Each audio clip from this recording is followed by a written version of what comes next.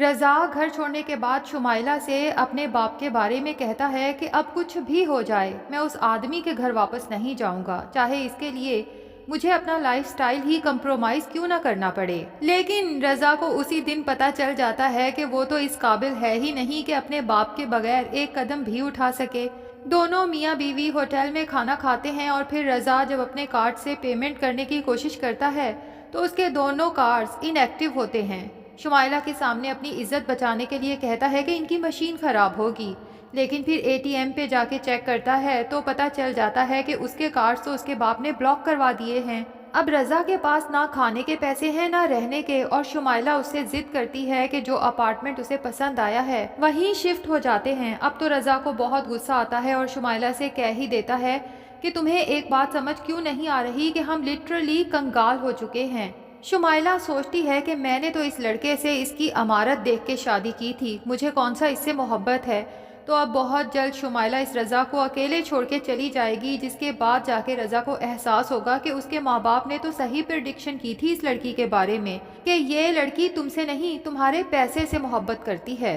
ادھر رضا کا بھائی ثاقب جو آؤٹ آف کنٹری رہتا ہے اپنی ماں کے سمجھانے پہ اپنے باپ سے بات کرتا ہے کہ آپ کو رضا کو اس طرح گھر سے نہیں نکالنا چاہیے تھا،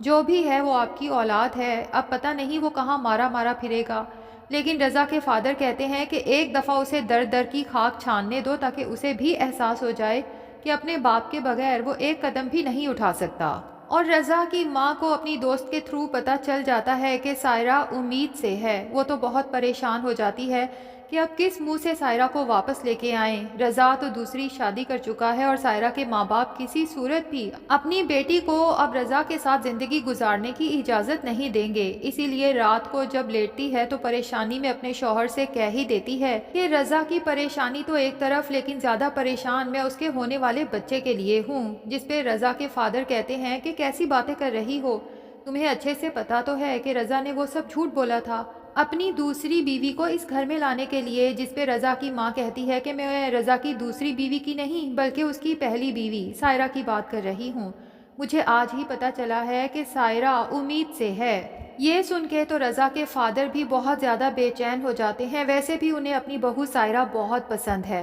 اور اب تو اتنی بڑی خوشخبری سننے کے بعد ان کا بس نہیں چلتا کہ ابھی سائرہ کے پاس جاؤں اور اسے منا کے گھر لے آؤں۔ لیکن اپنی بیوی سے تشویش کا اظہار کرتے ہوئے کہتا ہے کہ تمہارے نالائق بیٹے رضا نے جو گل کھلائے ہیں اس کے بعد مجھے نہیں لگتا کہ سائرہ کبھی بھی گھر واپس آئے گی۔ لیکن رضا کی ماں ایسی ظالم عورت ہے کہ اپنے شوہر سے کہتی ہے سائرہ کی کیا مجال، اس بچے پہ ہمارا حق زیادہ ہے، وہ ہمارے رضا کا بچہ ہے، اسے تو یہاں آنا ہی پڑے گا، اور اگر بالفرض وہ نہیں بھی آتی تو میں اپنے رضا کی اولاد تو اس کے حوالے نہیں کروں گی، ہم اپنے بچے کو تو اپنے پاس لے آئیں گے۔ رضا کے فادر پھر بھی نرم دل انسان ہیں، انہیں اپنی بیوی کی اس بات پہ بہت افسوس ہوتا ہے کہ بھلا ایک عورت ایک ماں کو اپنے بچے سے دور کرنے کا کیسے سوچ سکتی ہے۔ اب رضا کے فادر ہی اپنی بیوی کو احساس دلائیں گے کہ سائرہ بہت سلجھی ہوئی بہت اچھی لڑکی تھی، لیکن تم نے اور رضا نے اس کی قدر نہیں کی، اب دیکھ لیا نا کہ رضا کی دوسری بیوی نے کیا گل کھلائے ہیں،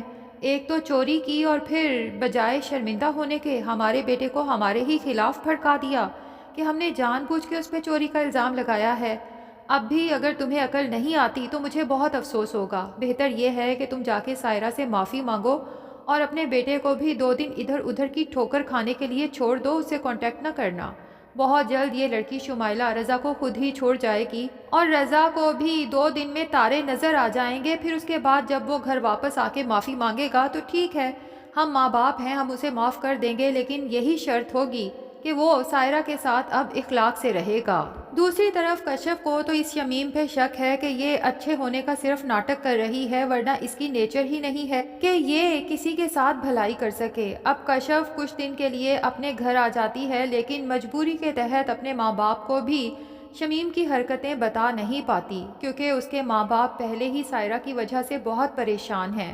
وہ نہیں چاہتی کہ میں بھی اپنی پریشانی کا تذکرہ کروں اور میرے ابو ایک دفعہ پھر ہاسپٹل پہنچ جائیں، اس لیے جب کشف کی ماں کہتی ہے کہ شکر ہے اب تمہاری طرف سے تو مجھے کافی تسلی ہو گئی ہے، خاص طور پہ جب سے شمیم نے معافی مانگی ہے، اب تمہارے ابو کو اور مجھے صرف سائرہ کی طرف سے پریشانی ہے، ہماری وہ بیٹی بھی اپنے گھر میں سکھی بسے، رضا کو کچھ عقل آ جائے تو ہم دونوں بھی سکھ کا سانس لیں اور ادھر عبدالباری کو احساس ہونے کی بجائے کہ اس نے کشف کے ساتھ بدتمیزی کی ہے، الٹا کشف کے بارے میں ہی نیگیٹو سوچنے لگتا ہے، کیونکہ شمیم تو اپنے بھائی کے سامنے یوں شو کراتی ہے جیسے ابا جی کے انتقال کے بعد اس کے اندر سے شیطان بالکل نکل چکا ہے۔ تو عبدالباری کو اب کشف پہ ہی غصہ آتا ہے کہ اسے شمیم باجی کو سمجھنے کی کوشش کرنی چاہیے، اور عبدالباری کو چونکہ آفس میں بھی تھوڑی ڈانٹ پڑ چکی ہے کہ 2 ماہ سے اس نے اپنے ٹارگٹس اچیو نہیں کیے۔ عبدالباری جب اپنی یہ پریشانی اپنی بہن شمیم کے ساتھ شیئر کرے گا تو شمیم کسی نہ کسی طرح سے عبدالباری کے دل میں یہ بات ڈال ہی دے گی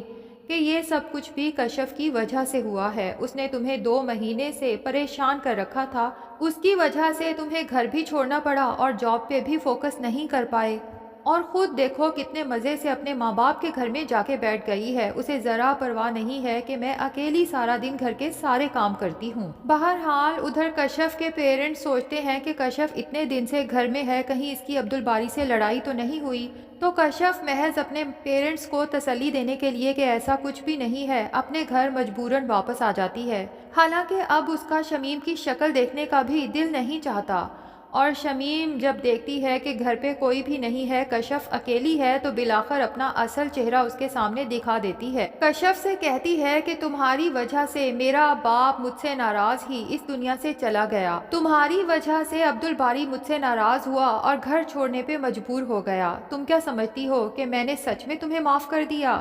یہ پھانس ہمیشہ میرے دل میں چبھتی رہے گی، اور اس کی چبھن میں جب تک تمہیں محسوس نہ کرواؤں میرا نام بھی شمیم نہیں ہے۔ تم کیا سمجھ رہی تھی میں نے تمہیں معاف کر دیا؟ میں معاف کرنے والوں میں سے نہیں بلکہ بدلہ لینے والوں میں سے ہوں۔ کشف تو حیرت سے شمیم کو دیکھتی کی دیکھتی رہ جاتی ہے کہ اس کے دل میں جو خدشہ تھا وہ بالکل ٹھیک تھا، شمیم نے سب کے سامنے شرافت کا ماسک چڑھا رکھا تھا اور اس کا اصل چہرہ اتنا بھیانک ہے کہ کشف اب چاہ کے بھی شاید عبدالباری کو نہ دکھا پائے، لیکن لگتا یہی ہے کہ شمیم کا یہ پردہ بالآخر نسیم اٹھائے گی، کیونکہ اسے تو اپنی بہن پہ شبہ ہونے لگا ہے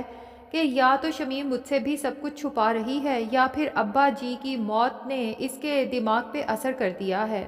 کیونکہ اور کوئی سمجھے یا نہ سمجھے لیکن نسیم اپنی بہن کی خصلت سے بہت اچھی طرح سے واقف ہے، اور یہ سب ہوگا تب جب شمیم نسیم سے تنگ آ چکی ہوگی کہ سارا دن کوئی کام تو کرتی نہیں، سر پہ پٹی باندھ کے بس پڑی رہتی ہے سر درد کا بہانہ بنا کے،